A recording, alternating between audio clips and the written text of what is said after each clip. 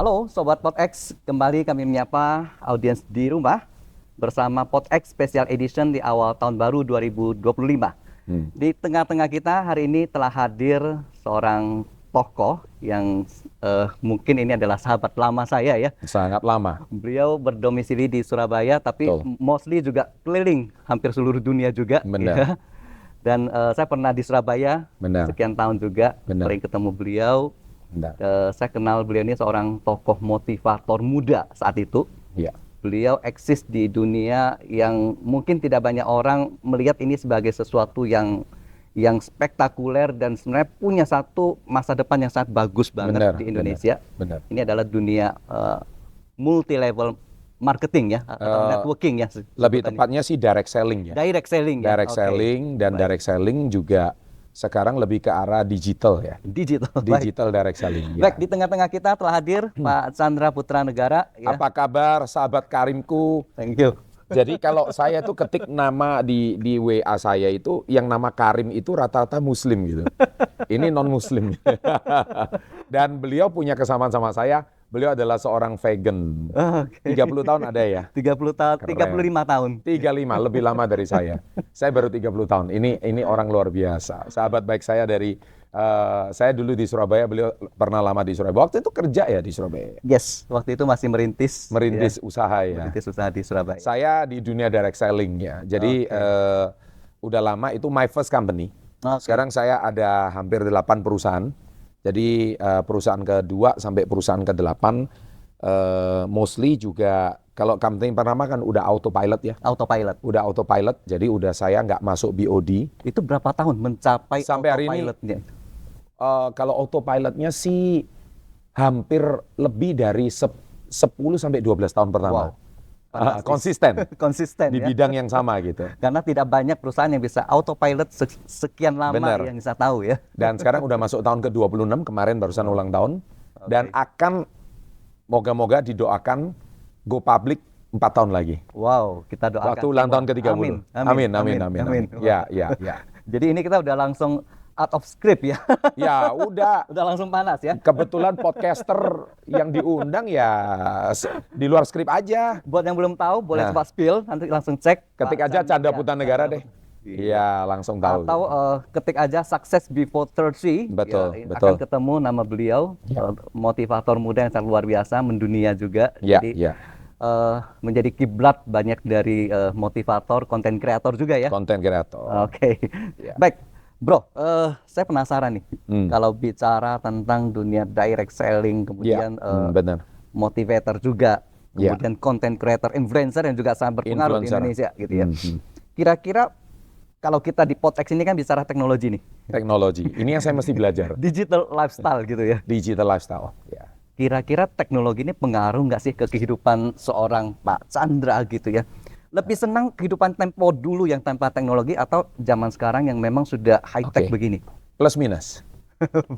Kenapa saya katakan plus minus? Kita ini kan lahir di Gen X ya. Jadi kalau Gen X ini ada kenikmatan yang sekarang sudah mulai hilang. Ada privilege bahasa Contohnya? Contoh, kalau kita ini mau cari sesuatu harus ke perpustakaan dong. Kalau kita mau pesen makanan harus keluar rumah dong. Yes. Iya kan? Jadi pacaran pun harus dikenalin. Jangan harus ada dulu usaha ketemunya sendiri. di perpustakaan ini. Benar. Artinya kita itu ada hal-hal yang membuat kita itu terus kita setiap pagi juga harus baca koran. Ya, kita nunggu televisi siaran kesayangan kita. Itu hal termasuk ini kan syutingnya di PFN, Produksi Film Negara. Kita masa kecil diwarnai dengan film Unyil kesukaan kita. Ya, itu diproduksi di sini. Dan itu merupakan sebuah menurut saya kenikmatan karena itu adalah kita menikmati satu-satunya, tidak ada pilihan yang lain. Menjalani prosesnya. Benar. Sehingga jangan salah kalau waktu itu kita memang kecepatan kita tidak secepat anak sekarang. Yang mana anak-anak sekarang ini super cepat, super instan, tapi ada tidak baiknya. Nah, itu yang saya katakan minusnya. Akhirnya kita menjadi lebih matang, kita juga lebih percaya bahwa sukses itu perlu proses. Betul. Kita itu juga tidak percaya dulu kalau namanya orang sukses itu harus usia tua gitu ya. Anak sekarang kan muda juga bisa sukses, namanya channel saya juga Success Before 30 gitu. Nah sehingga kita juga sadar kalau bahwa anak-anak sekarang ini tidak memiliki masa-masa seperti kayak kami. Kami ini dulu menikmati masa-masa di mana jam 9 malam harus tidur. Nah anak-anak sekarang kan jam 9 setelah seharian sekolah dia baru sibuk scrolling. Terus anak-anak sekarang ini tidak merasakan kenikmatan seperti kami. Kenapa saya katakan kenikmatan? Bagi saya itu mungkin bagi anak sekarang itu tidak efektif, tidak efisien. Tapi di masa-masa seperti kami itu menurut saya itu kenikmatan. Ya contoh misalkan gini, kalau kita di meja makan, kita makan ya makan, Betul. ngobrol ya ngobrol kayak gini. Bener. Kita off semua handphone, kita Bahkan off semua. dulu belum ada handphone. Belum ada handphone. Kita ngobrol ya ngobrol, menikmati masa-masa yang begitu indah. Inilah problem yang terjadi di zaman sekarang. Jadi sehingga mengapa yang lucu pasca COVID ya, anak-anak SMP sekarang ini, anak-anak SD, mereka bahkan untuk mau bicara itu chatting pakai handphone loh. Sampai mereka tuh saking nggak terbiasanya berbicara. Ini kan problem menurut saya. Sehingga linguistiknya atau motoriknya ini tidak dilatih dengan baik. Nah, ini sosialisasinya juga susah. Sosialisasi semakin susah. Dan akhirnya mereka berlindung di balik kata introvert. Nah, akhirnya mereka membenarkan diri introvert itu. Ini setuju sekali. Ini Bahkan problem. banyak anak-anak yang di tengah keramaian dia merasa kesepian. Iya. Dia merasa justru lebih dekat ketika dia pegang gadget, ya chat dengan teman-temannya. Betul ya? Setuju. Dan itu terjadi. Bahkan cuma selisih 5 meter dia ngechat. Aneh kan? Nah, sehingga makanya saya katakan kenapa kok sekarang ada istilah insecure. Kenapa kok ada istilah apa sih sekarang ini hustle culture. Iya kan? Kalau zaman kita hustle culture ya kerja ya harus gitu loh. Apanya yang hustle culture kan? Betul. Kalau zaman sekarang mereka lebih 1 menit aja udah dihitung lembur. Jadi mereka menjadi perhitungan banget karena mereka lahir di era Gojek sisa 8 meter lagi. Mereka semua itu dihitung by jarak, by waktu, by digital. Makanya saya katakan keren sih, zaman sekarang itu memang keren. Tetapi ada satu yang hilang. So, makanya yang hilang ini saya juga coba kalau di channel saya ya, saya selalu tekankan tentang kenapa saya selalu ngajarkan success before 30 bukan rich before 30. Rich sama sukses itu beda banget. Nah, dalam sekali maknanya. Sukses itu meaningnya. Sukses itu luas. Ya, termasuk kamu itu ada kehangatan dalam keluarga. Ya, itu sukses. Jadi ada 8 aspek yang itu nanti di channel saya ada. Nah, sekarang kan kita bahasnya tentang apa plus minus perbedaan antara dunia digital sama dunia kita dulu. Dan kita ini dulu lebih nature. Jadi kita itu menikmati kehangatan keluarga itu nyaman. Jadi kita bisa makan malam bersama, ngobrol bersama, kehangatan bersama. Nah, yang mana zaman sekarang itu social distancing itu masih terjadi. Dilanjutkan sampai masih sekarang. Dilanjutkan. Aduh, ini yang jadi problem. Dan bara-bara COVID diperparah lagi. Nah, sehingga jangan salah kalau teman dunia mayanya mereka itu semakin banyak. Which is itu dunia maya ini kan kadang-kadang kita juga nggak ngerti ya anak-anak sekarang. Makanya saya paling melarang anak-anak saya untuk aktivitasnya itu hanya semua di balik handphone. Saya melarang keras. Nah, ini pertanyaan saya berikutnya, Bro. Oh gitu ya. Saya nggak mau jump out ya. Tapi saya. Jadi gimana cara menyeimbangkan kalau versinya Bro? Gampang. Kalau saya versinya simple, saya kasih dia aktivitas kesibukan olahraga. Oke. Sesimpel itu, olahraga. Olahraga ya. Karena olahraga itu mereka nggak punya pilihan. Saya ikutkan klub. Oke. Buat yang belum tahu, iya. Bro Chandra ini juga seorang atlet ya. Saya atlet taekwondo, sabuk hitam dan 3. Wow. Dan masih sering berlatih sampai hari ini. Dan dulu juga jago basket setahu saya. Jago basket. Jago basket. Ayah saya atlet basket. Wow. Dan putra saya yang pertama usia 15 tahun juga sudah sabuk hitam dan 3 juga. Dan mewakili Jawa Timur untuk Pekan Olahraga Pelajar. Barusan Desember kemarin. Faktor genetik atau bukan ini? Enggak. Ya mungkin ada. Tapi yang penting kan anak kecil kan nggak ada pilihan. Yang memberikan pilihan kan orang tua.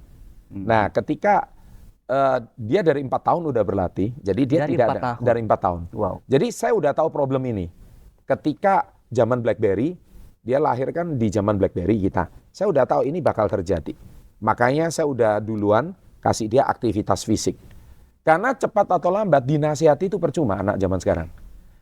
Awas ya, jangan pakai handphone lama-lama. Nggak bisa. Terus habis itu dia akan cari handphone lagi. Makanya di rumah kita udah nggak bisa lepas dari WiFi. Itu sudah menjadi bagian dari pekerjaan. Tapi saya akan membuktikan bahwa saya orang digital pun, saya juga membuktikan bahwa saya tidak mau orang rumah saya ini menjadi digital semua. Saya nggak mau. Teknologi bisa mempermudah kita, teknologi bisa mempercepat aktivitas kita, teknologi bisa mengefisiensi cost bisnis kita, tetapi AI bisa juga membuat copycat kita, tetapi ada bagian-bagian yang saya sarankan jangan digantikan sama digital dan teknologi. Setuju. Sentuhan fisik, kehangatan emosional itu nggak bisa. Masa sekarang pacaran online? Kan nggak lucu. Iya kan? Dan kecuali itu memang betul-betul jarak jauh ya. Ya, apa sih Long distance. Long distance bahasanya gitu. Tapi menurut saya nggak sehat gitu. Karena sekarang bayangkan, saya kan pernah bikin konten cari pacar, sekarang semudah pesan makanan di Gojek gitu.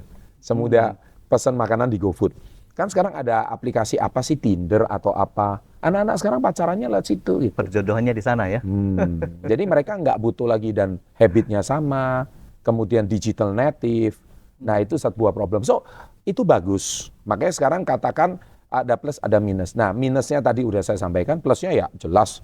Saya rasa emang zaman dulu bisakah kita ngobrol atau mendapatkan pembelajaran gratis di YouTube? Langsung kita bisa berasa ngobrol, ngopi dengan orang-orang hebat, orang-orang sukses. Kita bisa tahu wawasan mereka. Kayaknya saya dulu perlu ikut seminar di luar negeri deh. Iya kan? Dan bayarnya mahal. Bayarnya mahal. Uang sekolah mahal. Uang sekolah mahal. Saya aja ikut seminar sampai ke Australia, ke Malaysia, ke Taiwan. Untuk ngejar pembicara favorit saya gitu. Saya harus baca bukunya, kejar mereka sampai ke luar negeri. Misalkan saya mau ikut pembicara favorit saya, itu saya bayar mahal sekali. Nah sekarang kita tinggal lihat YouTube-nya, atau misalkan hari ini kita tinggal berlangganan course-nya dia, kita bisa learn something gitu. Nah itu plusnya sih. Plusnya, oke. Iya. Masih bicara plus sedikit. Nah kalau kita bicara tentang faedah, fungsi, manfaat dari teknologi, Iya. banyak mengaitkan teknologi ini dengan kemudahan kita berbisnis, Betul. berusaha, kemudian Betul. tingkat kesejahteraannya juga tanda kutip ya, Iya. lebih mudah dan sebagainya. Setuju nggak? Setuju, sangat setuju. Sekarang kita lihat ada satu buah film baru-baru ini, judul filmnya Subservience. Subservience. Iya, saya itu nonton sama istri saya. Kalau ibu-ibu nonton itu jadi baper, karena takut suaminya pakai robot cewek cantik menggantikan posisi dia. Tapi saya ngomong sama istri saya, jangan lihat itunya, tapi lihat aja bagaimana perusahaan itu mengurangi efisiensi cost dengan menggantikan semua dengan era robotik. Nah, makanya ini adalah sebuah problem di sebuah negara juga. Kalau di sebuah negara tidak menyediakan ini lebih baik, makanya baru-baru ini kan kita diangkat jadi asosiasi konten kreator nih, supaya karena saya tahu pemerintahan Pak Prabowo ini menekankan digitalisasi dengan adanya asosiasi supaya menaungi para konten kreator muda ini yang jumlahnya per 2023 loh, bukan 2000, udah 17 juta orang. Wow. Jauh lebih banyak daripada supir Gojek. Sebenarnya itu membantu negara juga. Gojek itu kan membantu negara, 3 juta. Kan nggak mungkin semua diterima jadi PNS dong. Ini solusi bagi negara. PFN, ini tinggal kenangan. Ini kan kalau nggak dialihfungsikan menjadi kayak museum aja ini tempat. Sama, jadi di luar negeri juga sama. Bahkan di Amerika banyak mall itu sudah beralih fungsi. Bukan mall lagi, makanya di Jakarta udah mulai kan. Iya. Banyak mall-mall kosong kan. Lantai teratas untuk tempat ibadah. Nah itu dia. Terus lantai bawahnya mungkin beralih jadi tempat olahraga. Nah itu udah beralih fungsi. Artinya kalau kita tidak segera beradaptasi, ini jadi masalah. Tapi teknologi pasti akan cepat atau lambat, suka tidak suka, bukan cuma menjadi bagian, tapi kita memang tidak bisa lepas. Itu yang saya katakan. Oke. Kebetulan tadi udah menyinggung masalah industri kreatif. Betul. Dengan teknologi gitu ya. Menurut pandangan seorang Pak Chandra, bagaimana sih teknologi ini mempengaruhi industri kreatif, terutama di Indonesia? Oh sangat, saat ini. Sangat. Industri kreatif hari ini, sekarang apa yang hari ini nggak bersentuhan dengan teknologi ya? Dengan sosial media. Contoh, nggak usah jauh-jauh ke AI, nggak usah ngomong. Sekarang semuanya IoT, Internet of Things, semua IoT. Apa yang nggak tersentuh sama internet? Kita pakai jam digital aja, ngukur heart rate aja, teknologi.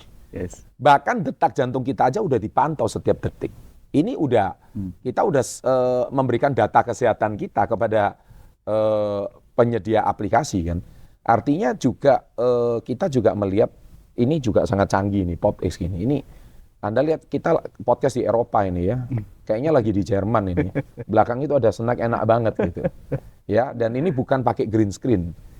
Saya kalau bicara green screen, saya masih ingat tahun 94 waktu saya ke Australia. Pertama kali saya itu mengunjungi Warner Brothers. Saya baru diberitahu, oh Superman itu syutingnya seperti itu gitu. Saya pikir Superman terbang beneran, gimana syutingnya ya? Oh rupanya dia pakai green screen, orangnya cuma begini doang gitu. Nah itu tahun 94 udah dikenalin. Ya? Saya udah tahu itu. Yeah. Nah bayangkan sekarang ini era teknologi yang sudah semakin canggih, kita tak terpisahkan dengan itu semuanya.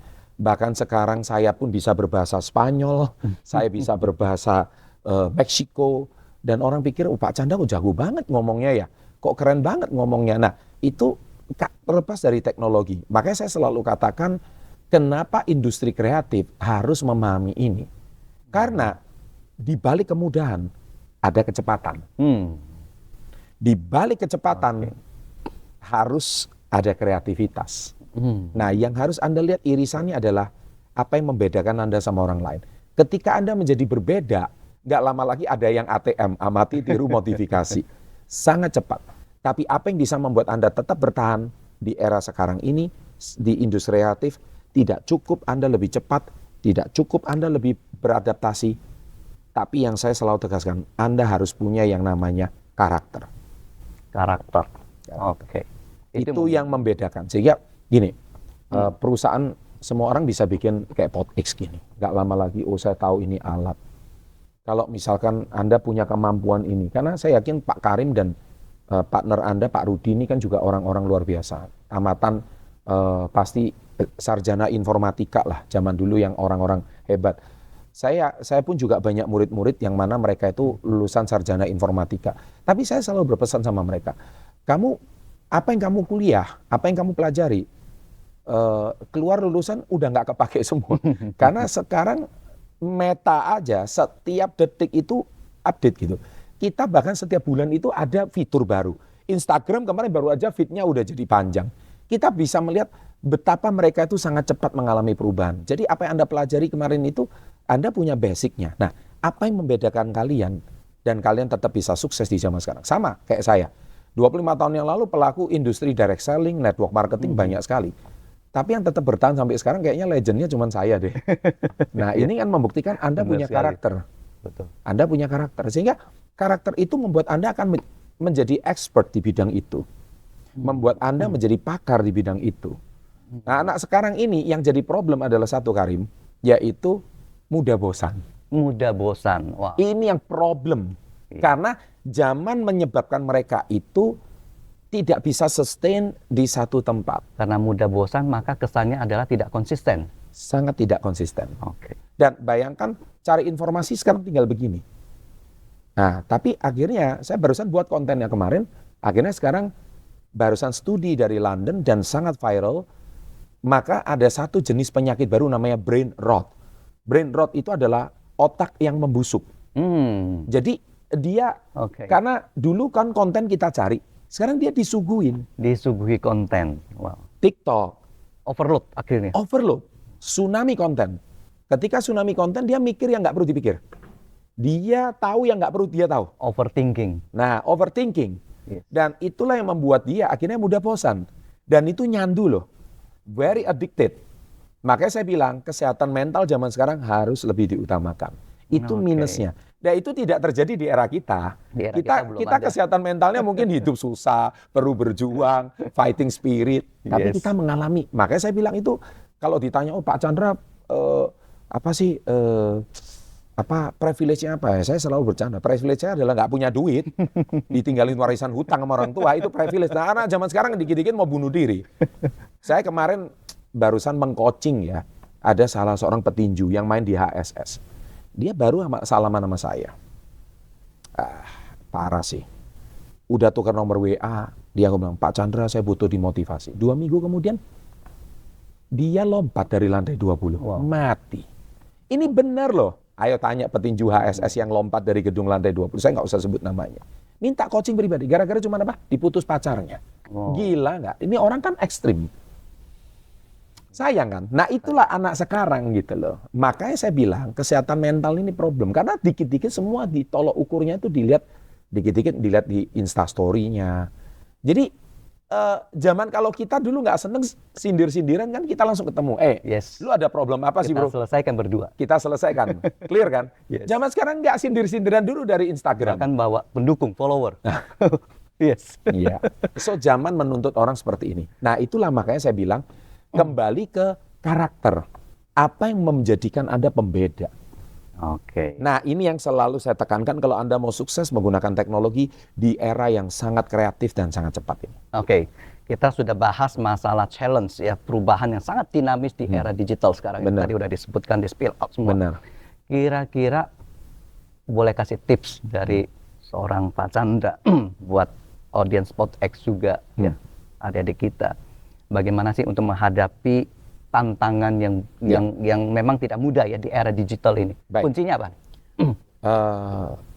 Saya kenapa tekankan anak saya, kita bicara anak-anak kita ya, yang usia kita, karena anak saya sama Karim juga hampir sama usianya. Kenapa anak saya yang cewek itu sempat saya ikutkan balet?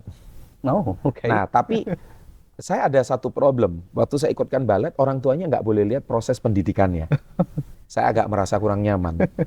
Kan si kakaknya kan, kokoknya itu kan ikut bela diri nih, taekwondo. Sedangkan si anak ini saya perlu kasih dia pendidikan mental. Akhirnya saya ikutkan dia renang. Tapi klub yang paling berat. Klub pencetak juara. Pulang nangis-nangis di hari pertama. Aduh sakit, saya dimarahin gurunya gini-gini saya mau. Jadi dia berharap saya membela dia dan memarahin gurunya. Oh itu tidak akan terjadi. Saya bilang bagus, saya memang suruh gurumu seperti itu. Nah inilah perbedaan pendidikan. Dan dia tambah, oh my God katanya dia. Kenapa kok papa kok kejam bener? Saya bilang kamu mau sukses gak suatu hari? Mau, dia bilang. Mau itu bagus. Memang saya suruh guru marahin kamu. Dan itu bagus. Nah, kalau sekarang kan enggak. Dikit-dikit dikatakan human right. Dikit-dikit kena hak asasi manusia. Terus orang tuanya yang protes dan demo memarahin gurunya. Kamu jangan marahin anak saya. Itu adalah racun bagi anak kamu. Nah, ini challenge. Saya katakan, ini challenge. Makanya saya beritahu, yang sekolah zaman sekarang bukan cuma anaknya. Orang tuanya perlu sekolah lagi. Sekolah juga. Ini penonton PodX. Mesti belajar parenting. Belajar parenting. Yes. Nah, itu challenge. Kenapa? Karena Anda lahir bukan di era zaman sekarang. Bahkan kemarin, saya kan ngundang Wakil Menteri, Bu Airin Umar. Saya bilang, Miss Airin, saya ngomong satu. Apa yang harus saya lakukan ketika anak-anak sekarang main Roblox? Dia ngomong satu kalimat. Coba main bersama. Oh my God. Ya udah deh. Saya pulang kemarin telepon sama anak saya yang cewek. Pulang papa mau main Roblox sama kamu. What? Katanya dia. Kenapa papa mau main Roblox? Karena papa pengen tahu apa sih isi otak kamu. Jadi bahasa kita sekarang ini adalah kita perlu belajar digital parenting. Iya dong. Yes. Jelas. Kita jangan cuma ngomelin anak kita. Kenapa main game terus? Kenapa mata kamu tuh sampai anak usia berapa udah pakai kacamata? Kita jangan menyamaratakan persepsi kita. Boleh, kita memberikan pendidikan apa yang kita tahu dulu, yang mana mereka tidak dapatkan, kita berikan. Tapi sebaliknya, kita juga harus tahu jalan pikiran mereka, bukan cuma kita memakai orang tua, memakai kekuasaan kita. Akhirnya terjadi gap generation yang semakin dalam. Saya sampai hari ini, anak saya yang cowok, sama cewek itu masih tidur sekamar sama saya loh. Ini bener loh. Kalau si cowok udah koko udah ada kamar sendiri, udah kasih. SMA, ya? Tapi weekend udah SMA. Tapi weekend dia kadang-kadang balik. Kenapa? Karena kami memang membangun kehangatan keluarga sejak kecil. Kenapa? Karena sejak kecil saya usahakan yang ngantar ke sekolah saya sendiri. Ini penting sekali. Nah ini challenge. Makanya jangan sekarang sedikit-dikit pakai robot Xiaomi untuk bersihin lantai. Ya oke, semuanya oke, semuanya hello Google, lampu langsung nyala. Semuanya oke, smart home. Kemudahan itu memang membuat kita sangat nyaman. Tapi pesan saya cuma satu, hati-hati dengan ketika semua orang dibesarkan dengan semua kemudahan, maka dia tidak punya otot kekuatan, dia tidak punya fundamental, terutama mental dia. Bagaimana menghadapi kesulitan dan tantangan mentalitasnya akan berbeda. Itu dia. Oke. Baik, kita akan lanjut lagi nih. Saya ingin spill lebih dalam lagi. Oh iya, seru. Bro Chandra ini kita juga kenal seorang motivator, kemudian banyak sekali memberikan coaching, ya. Membimbing. Benar. Company. Ini aja perusahaan Malaysia lagi approach saya, bukan cuma company. Moga-moga ada satu pihak pemerintahan, Kementerian Malaysia mengundang saya menjadi official coach untuk UMKM. Official coach, dikontrak nggak tahu berapa lama kalau jadi. I see. Iya, tapi lagi penjajakan. Amin, kita doakan. Kita doakan. Nah, saya ingin spill out lagi ini lebih dalam nih Pak. Benar. Kalau kaitkan dengan bicara teknologi, teknologi untuk meningkatkan produktivitas, pengembangan diri gitu ya. Pengembangan diri. Sejauh mana sekarang peran teknologi bisa digunakan membantu metode coaching dan sebagainya yang dilakukan oleh Pak Chandra untuk meningkatkan productivity, pengembangan diri? Gini, Karim. Dulu waktu kita itu mau belajar sesuatu kan kita harus buru kasetnya ya. Kaset, kita mau cari kasetnya. Misalkan kan bidang saya ini kan bidang pengembangan diri. Saya pasti cari orang yang terbaik dong di bidang itu. Nah, saya masih ingat dulu salah satu guru saya dari Taiwan namanya Chen Anzi. Itu Chen Anzi itu audionya dia di mana saya pasti buru. Kalau misalkan di Amerika katakanlah Anthony Robbins, kita juga pasti buru kasetnya, buru DVD-nya. Zig Ziglar kita juga pergi. John Maxwell itu saya bahkan pernah ikut seminarnya. Kemudian saya juga pasti dulu itu kita pasti haus untuk belajar itu semua. Nah, teknologi memudahkan kita untuk bisa mengakses yang lama secara gratis. Wow. Di YouTube udah selesai. Iya kan? Kalau itu aja Anda nggak mau yang terbaik. Jadi apapun bidang kalian, mau bidang seni, kan sekarang kita di asosiasi ini. Asosiasi itu membawa 3 nanti jadinya. Mendukung Ekraf ya. Asosiasi Seni dan Budaya, kemudian bidang media, sama bidang games. Nah, kebetulan ketumnya adalah tamu podcast juga, saudara kita Pak Ketum Helmi Yahya, sahabat kita semua. Terus jadi seni dan buya. Misalkan kamu hari ini, kemarin saya juga disapa sama anak-anak muda, namanya Jeremy Owen waktu. Ini siapa ya? Dia bilang Pak Chandra, salam kenal. Mereka rata-rata tahu saya gitu loh. Karena saya mungkin paling tua dan duluan. Nah, mereka belakangan. Saya cek TikToknya 3,5 juta. Pacar dia adalah YouTuber lukisan. Jadi sekarang semua bisa dikontenin. Kamu hari ini jual apa, dikontenin. Jadi sekarang memungkinkan bisnis kamu, usaha kamu, produk kamu, itu semuanya harus ada di sosmed. Itu dulu. Nah, jadi pertanyaannya adalah apakah teknologi itu sangat membantu? Sangat-sangat membantu. Zaman kita dulu saya harus cetak brosur loh kalau mau jualan. Iya kan?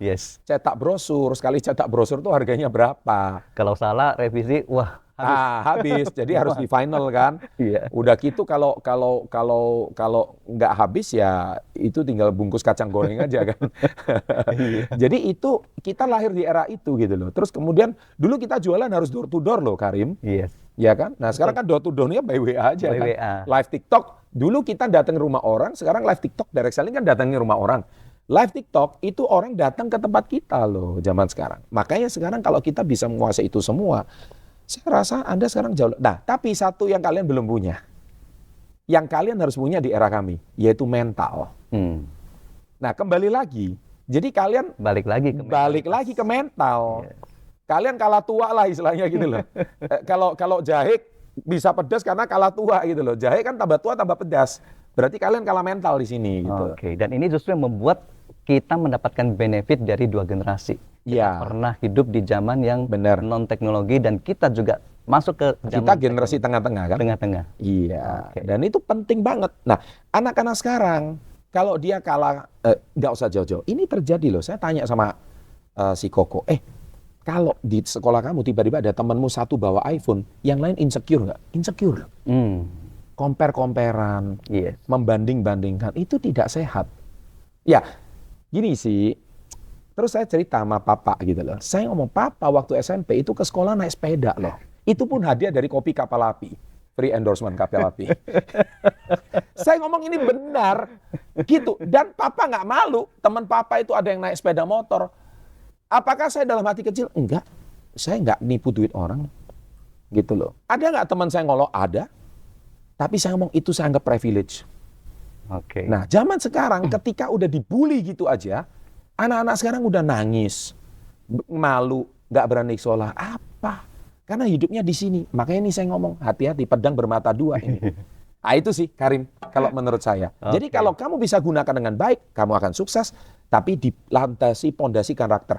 Dan satu, hormatilah bapak ibumu. Karena dia berjuang, belikan handphone kepada kamu. Itu perlu perjuangan. Dan dia belum tentu ngerti sosial media. Dan kamu dengan enaknya ngomong, kalau kamu hari ini handphonemu kalah bagus sama temenmu, karena orang tuamu tidak lebih kaya daripada orang tuamu. Walat kau. Ini dipotong masuk TikTok FYP. Ya, ini Chandra Putranegara yang kamu kenal dari dulu ya seperti ini. Super.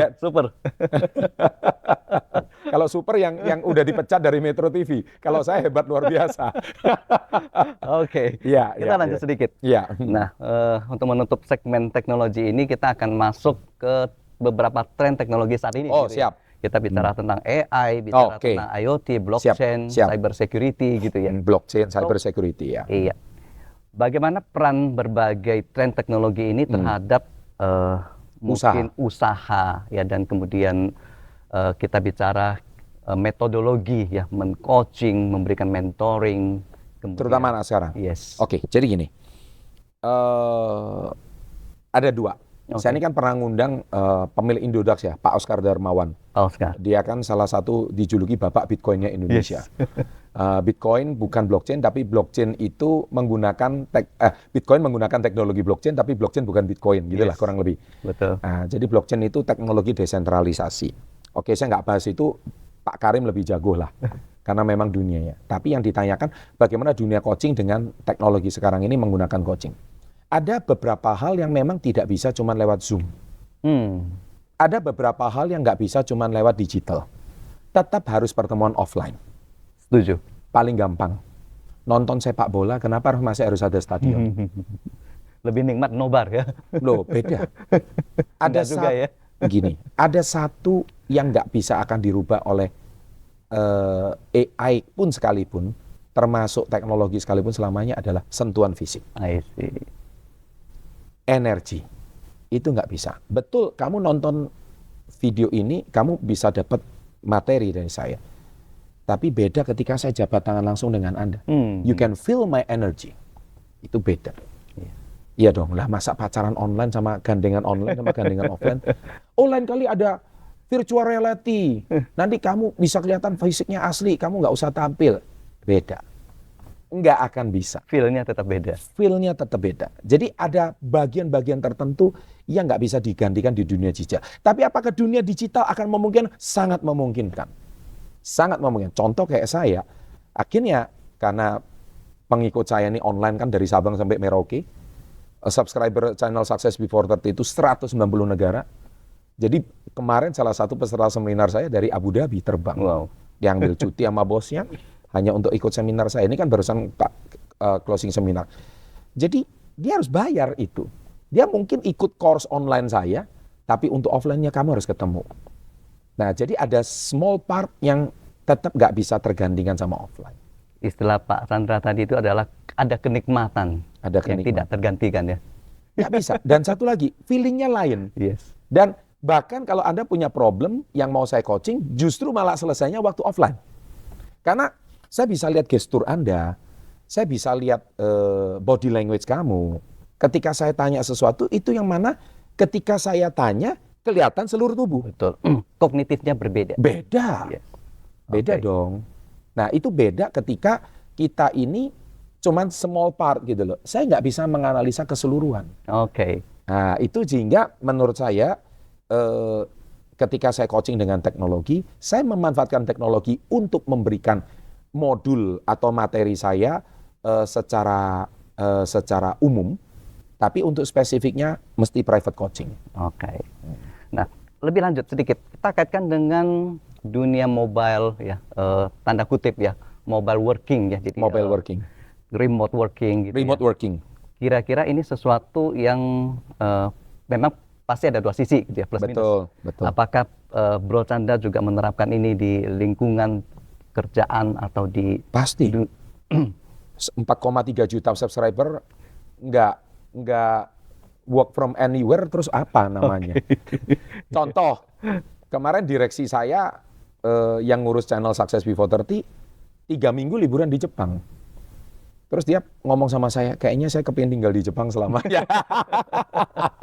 Artinya, saya cuma bilang bahwa itu pun kami bisa meeting gitu. Oke. Tapi untuk urusan-urusan teknis kami bisa meeting gitu. Tapi untuk urusan-urusan penting memang mesti ketemu. Nah, itu salah satu contoh. Paling lucu satu, kan saya cukup sering di Bali. Di Bali saya juga ada rumah. Saya kemarin pergi ke satu kondominium, ya katalah apartemen ya. Itu di situ isinya, hotel itu isinya orang Rusia semua. Rusia semua ya. Dan orang Rusia banyak yang vegan tuh.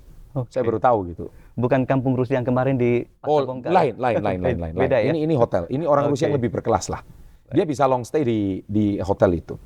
Itu di daerah Uluwatu. Dan lucunya mereka satu hotel itu isinya sama orang Ukraina. Jadi mereka di sini damai, negaranya berantem. Dia bilang yang berantem itu urusan pemerintahan, kami nggak ada urusan di sini. Bahkan jangan-jangan ada yang pacaran lagi orang Rusia sama Ukraina. Nah, poin yang saya maksud, kenapa mereka bisa long stay di sini? Mereka digital native. Mereka remote worker. Remote worker. Semua. Jadi pekerjaan mereka desain. Jadi mereka nggak harus keluar. Bahkan mereka bisa healing, terimanya US dollar, terimanya euro, tapi enjoy-nya Bali, harga lokal gitu loh. Nah, makanya kenapa mereka kerasan. Nah, udah gitu tabat penghasilan tambahan nyewain motor lagi, kacau. Siapa yang nyewa? Teman-teman dia dipanggil, ayo di sini jadi agen motor. Nah, itu kan, itulah. Itu salah satu contoh keunggulan. Ya, itu saya udah nggak usah bahas. Menurut saya kita tak terpisahkan. Isu yang saya mau bahas terus dari itu masalah mental dan sisi negatifnya. Karena kita nggak bisa menahan dan membendung kecanggihan teknologi. Ini belum apa-apa, akan lebih canggih lagi. Dan kita jangan menutup mata ngomong, saya nggak mau. Itu namanya manusia purba kau. Oke, Bro.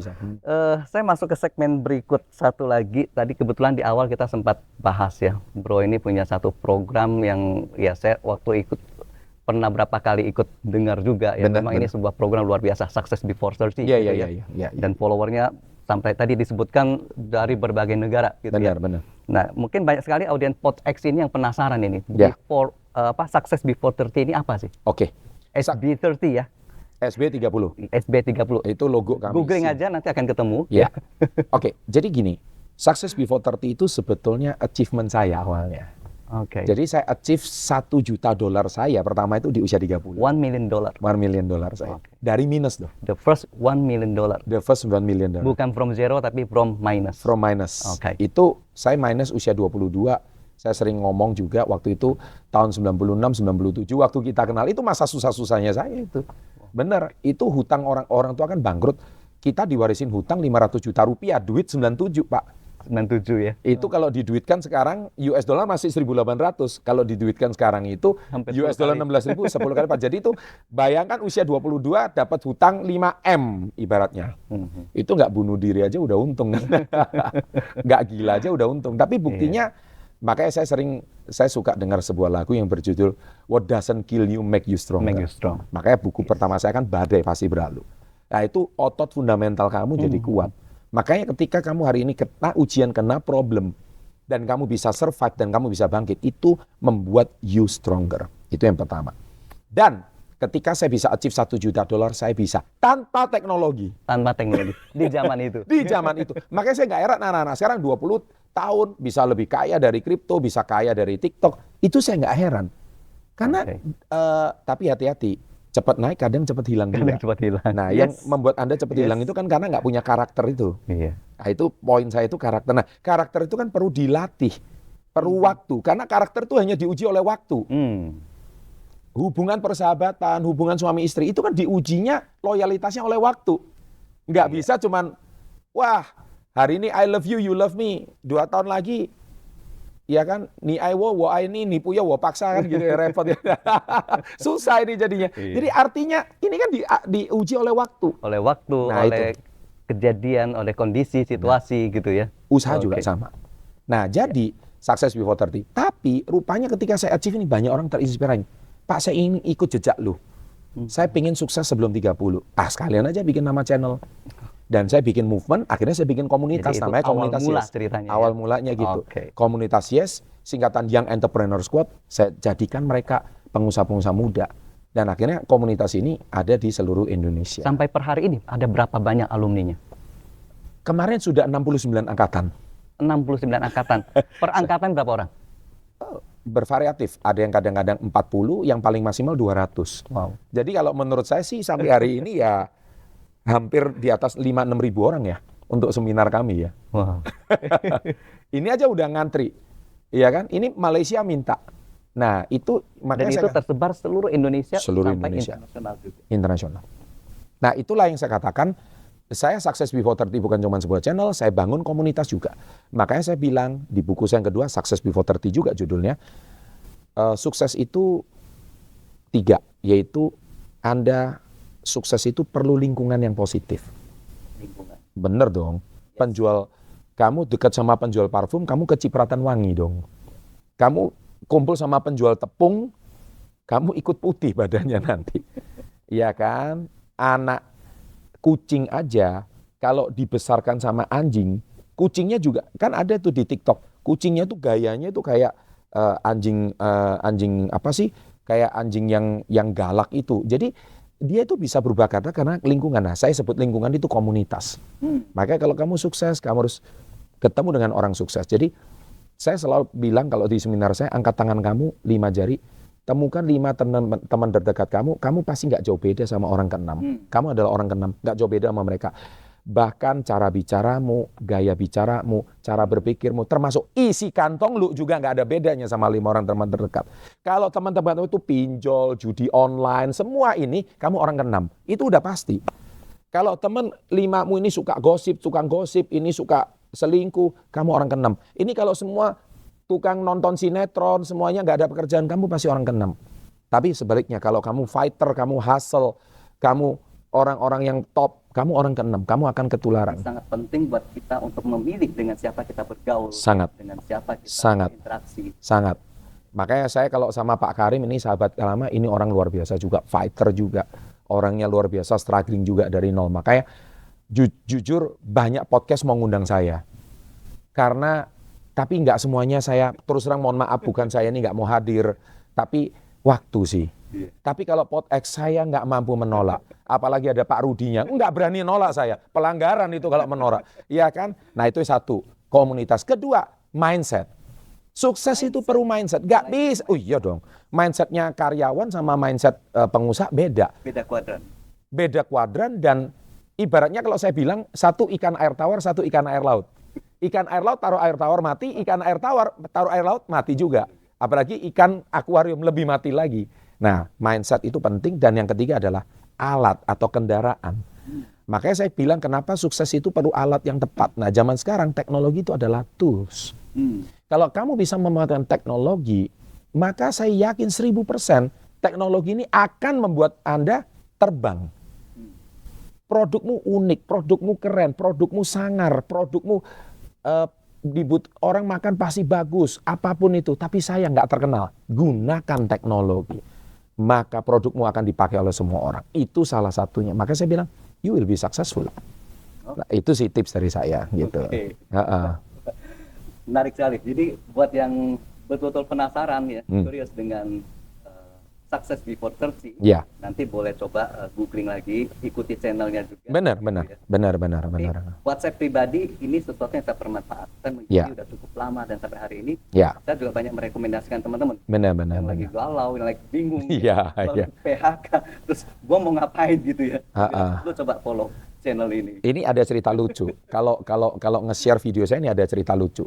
Jadi kalau ada bos atau ada suami atau ada istri lagi berantem, Dia itu kalau nasihatin kan susah, suruh saya nasihatin. Cukup dengan nge-share video saya. Kamu denger gitu loh video ini. Saya bukan ngomong tapi kamu coba denger baik-baik. Enak kan? Saya ini kan tukang nampar orang-orang nggak bener. Mental-mental lemah nanti tinggal share video kami. Seperti itu. Nah. Jelas. Satu lagi, ini kita masih penasaran. Tadi bicara tentang lingkungan ya. Lingkungan ini kan bicara pergaulan. Komunitas. Satu istilah lagi kita juga sering mendengar bahwa jaringan networking itu penting. Jaringan, penting banget. Oke. Ada tips bagaimana kita membangun jaringan networking? Oke, bagus sekali. Karena saya ini kemarin istilahnya diprospek, diajak untuk bergabung dengan salah satu partai politik. Mungkin belum tahu ya, Mas Chandra ini siapa? Atau justru tahu? Udah tahu dong. Saya diajak menjadi bukan lagi kader dari partai politik tersebut, tapi langsung menjadi salah satu kayak anggota kehormatan lah. Oke. Ya, jujur bukan hari ini mau sharing apa. 5 parpol sudah mendekati saya. Ya mungkin melihat jumlah subscriber saya kali. Ya, tapi saya nggak tahu lah apa itu. Tapi dia merayunya bagus. Nah ini saya boleh kasih tips. Dia ngomongnya gini, Pak Chandrin udah punya semua. Aset kekayaan udah punya. Wah, dia bilang gitu. Kemudian yang kedua, dia cerita satu lagi. Aset sosial udah punya katanya. Aset sosial itu apa, Pak? Relasi dan teman. Networking. Itu penting. Jadi bukan Bapak yang ingin berkenalan dengan orang penting siapa. Orang penting yang ingin berkenalan sama Bapak katanya. Oh ya benar juga dia ngomong. Tapi dia bilang sayang satu. Belum punya aset kekuasaan. Hanya masuk politik baru bisa punya kekuasaan. Saya nggak kalah pinter juga. Saya ngomong, Pak, untuk berkuasa tidak perlu menjabat. Karena yang menjabat belum tentu berkuasa. Saya canda dia balik, kena dia ngomong. Si coaching motivator ditanya balik gitu. Saya lebih memilih berkuasa tapi tidak menjabat. Karena true story, the kingmaker yang lebih berkuasa. Yes, ya? Exactly. Buktinya nyatanya ngapain you cari gue gitu. Itu salah satu hal kan. Saya banyak sih mengajak saya untuk bergabung, tapi saya memilih untuk di luar government. Saya memilih untuk berkarya tanpa harus menjadi kader salah satu partai. Tapi sampai detik ini saya juga kenal baik dengan beberapa ketua partai loh ya, bukan kadernya. Yang mana kami sering berkomunikasi. Ya kan, bahkan ya saya nggak usah ngomong lah, ada ketua partai langsung ngomong, besok ya nyalon DKI ya lawan Anies Baswedan ya. Jumlah subscriber ada baru kenal aja udah kayak gitu. Saya ngomong, ya udahlah Pak, saya ngomong nanti kita lihat di belakangan. Tapi poinnya yang saya mau maksud di sini adalah saya nggak mau bicara seperti itu. Tapi saya cuma ingin saya enjoy dengan pekerjaan saya sekarang. Dan kalau ngomong kekuasaan, ya saya bilang hari ini kalau cowok itu kan ada harta, tahta, wanita ya. Harta udah ada, wanita udah ada, tinggal tahta. Saya bilang perasaan saya hari ini saya mau ngapain aja juga bisa kok Pak. Saya nggak perlu harus menjadi seorang pejabat dengan label tertentu, kepala daerah, kah, anggota dewan, kah, atau which is sebagai seorang menteri. Kalaupun pemerintah membutuhkan sumbangsi dan tenaga saya bisa, contohnya salah satunya asosiasi. Nah itu kan saya tetap bisa di luar government. Saya akan memberikan kontribusi saya untuk membangun negara ini. Kan nama saya Chandra Putra Negara, itu problemnya. Memang udah ditakdirkan harus bantu negara gitu loh. Cuman kan agak dilabeli negara mana kan. Karena saya dari Indonesia, saya harus berbakti sama negara Indonesia dong. Dahsyat. Baik, Sobat Pot X, tak terasa sejam obrolan. Oh, sejam ya? Bersama Bro. Oh iya benar, udah sejam nih. Sangat-sangat antusias. Sangat memacu adrenalin. Karena tamunya biasanya loyo-loyo, dosen. Kalau sama saya nggak bisa berkeringat ini Karim ini nanti. Baik, saya butuh satu closing statement, tips ya. Dan saya ingin ada daging yang di-sharekan ke audiens podcast. Daging vegan ya. Oke, bercanda. Karena kita berdua vegetarian soalnya. Oke. Jadi audiens kita mungkin banyak dari kalangan startup founders ya, entrepreneur, CV. Jadi bagaimana untuk bisa tetap survive ya, struggle ya di era sekarang ini, zaman yang kita menyebutnya ini adalah era digital. Gini, pertanyaan bagus banget. Ini barusan saya lakukan tahun lalu di company kami. We are old company, 26 years. Last year kita just celebrate silver anniversary, 25 tahun. Dan kita punya satu departemen baru yang mempekerjakan semuanya usia di bawah 20 tahun. Di bawah 20? Semua di bawah 20. Kita nggak peduli. Karena kita mau produk kita di reach out sama generasi Z, Gen Z, bahkan Gen Alpha. Supaya bagaimana mereka tetap sustain. Kalau orang-orang tua hari ini tetap tidak mau beradaptasi dengan zaman sekarang, ini akan jadi satu problem besar. Kalau enggak, produk kamu cuman segmentasinya adalah orang-orang tua. Kalau kita mau masuk ke segmen generasi anak muda, maka produk itu harus dikenal oleh generasi mereka. Jangan mereka ngomong ini produknya papa mama gue, ini produknya bokap nyokap gue. Itu mati Anda, tinggal tunggu waktu. Dan Anda harus punya departemen yang mempekerjakan orang seusia. Kenapa? Karena mereka native di sana. Mereka besar di sana. Dan kecepatan berpikir mereka sama kita beda. Itu aja sih. Oke. Jadi kalau saya memakai konsultan, saya tanya dia usia berapa dulu. Nah lucunya kita barter. Saya konsultasi masalah teknologi digital sama mereka, tapi dia konsultasi masalah kehidupannya sama saya. Gimana ngadepin mertua, gimana ngadepin pacar yang putus, itu bagian saya. Because I'm a life coach gitu loh. Kalau teknologi coach, aku harus suhu deh kamu gitu. Tapi saya tolong diajarin. Nah, kita barternya di sana. Barternya di sana. Oke, itu sih. Baik. Sobat Potex, kita banyak sekali mendapatkan insight luar biasa dari Pak Chandra Putra Negara. Ya. Jadi selalu jangan pernah berhenti untuk belajar. Pasti. Ikuti terus episode Potex yang akan datang. See you. Bye-bye.